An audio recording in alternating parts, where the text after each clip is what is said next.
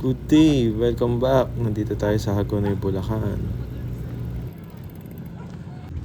Subukan natin ang bago nating laruan. First day of running using Garmin. Let's go. Mag-easy run muna tayo. Subukan natin ang tinatawag na aerobic run.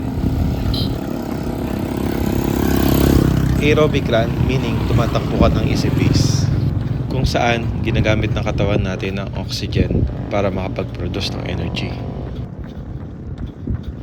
Importante ito upang turuan ang body mo na gumamit ng oxygen in more efficient way. In short, pinapalakas nito ang engine mo. If you are training for a marathon, hindi kailangan palaging mabilis. Remember, easy pace today, run stronger tomorrow.